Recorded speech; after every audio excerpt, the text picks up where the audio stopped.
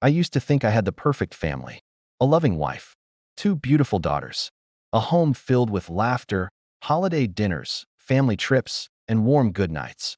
But now, when I look back on it, I realize something terrifying. All of that was just noise.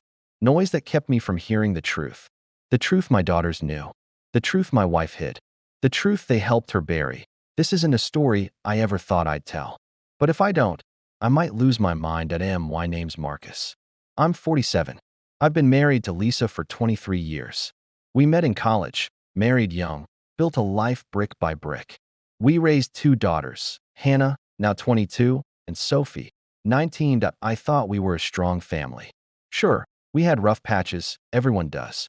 But we always came back to each other. Or at least, I did.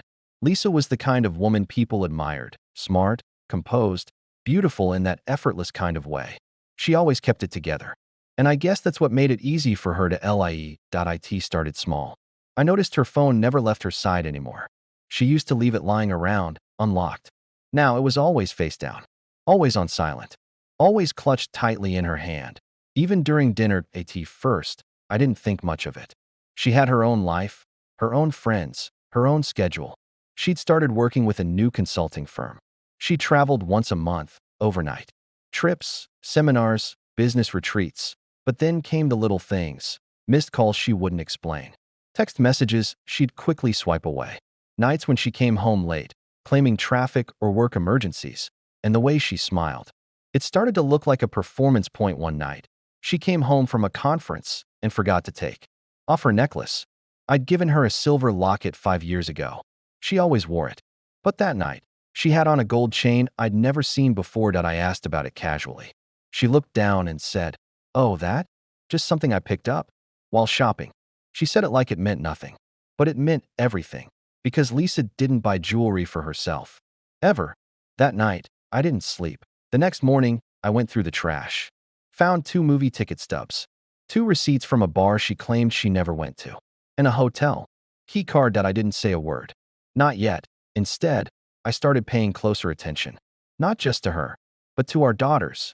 And that's when things started to feel off. Hannah and Sophie, usually so open, started avoiding eye contact. When Lisa was out late, they'd defend her before I even asked. "Mom said she's running late again." "Don't worry. She's working hard, Dad. Give her a break." At first, I chalked it up to them just being protective. But the lies were too rehearsed. Too convenient. One day, Lisa forgot her phone at home. I didn't hesitate. I unlocked it. There it was. A hidden folder of photos. Smiling selfies. Him and her, some taken in restaurants. Some in a hotel mirror. His name was Ethan, and worse. Some of those photos had dates and times where she claimed she was at women's networking events. My heart sank. But the thing that broke me wasn't the pictures.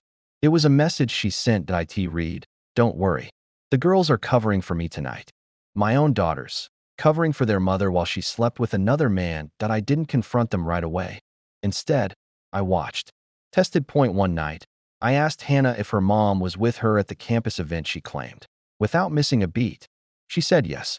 Mom came by, stayed the whole time. Problem was, I'd already followed Lisa that evening. She was at a hotel, less than a mile from the house. That lie confirmed everything. When I finally confronted Lisa, she didn't cry, didn't beg. She didn't even look surprised. She just sighed. "Marcus, I didn't want you to find out like this." Like this? She was worried about how I found out, not the fact that she was cheating. I asked her how long it had been going on. She said, "A little over a year." A year out of lies, of sneaking around, of manipulating our daughters into helping her maintain the illusion. And that's when I lost it. "You got our daughters involved in your betrayal?" Lisa looked away. I didn't force them. They just understood. They knew how unhappy I was. They saw how distant we'd become. Unhappy? I had no idea that I would have worked on it. I would have fought for us. Instead, she let the distance grow and filled it with another man. Then used our daughters as shields. I called Hannah and Sophie downstairs. My hands were shaking. When I asked them directly, they didn't deny it. Hannah looked at me, tears in her eyes, and said, "Dad, we just wanted to keep the family together. We thought, maybe if we helped her hide it, it would pass. She'd stop." Sophie added, "We didn't know how else to protect both of you." I wanted to scream. But I couldn't, because in that moment, I realized something more painful than the affair. They thought protecting a lie was better than facing the truth that I left the house that night, that I didn't pack a bag, didn't take anything, just drove, slept in my car, watched the sun rise with tears in my eyes and nothing but questions circling my head. How do you forgive betrayal when it's this deep? When it's not just your wife, but your kids? How do you look your daughters in the eyes again? Weeks passed. Lisa sent messages. So did Hannah and Sophie. Apologies. Explanations. Desperate attempts to bring me home, but I couldn't go back. Not then. Maybe not ever did I still love them. Every one of them. But love doesn't survive on lies. And trust, once it breaks, it cuts. Through everything that I eventually filed for separation. Lisa moved into a condo. Hannah graduated. Sophie transferred schools to stay with her mom. That I hear from them sometimes. But it's different now that I don't know if it'll ever be the same. People ask me why I don't just move on. Start over. Let it go. But they don't understand that it's not about the cheating, that it's about the choice they all made. The choice to protect a lie. Instead of protecting the truth that I used to believe families stuck together no matter what. Now, I believe families fall apart one lie at a time. And sometimes, the worst betrayal doesn't come from strangers, that it comes from the people who share your last name.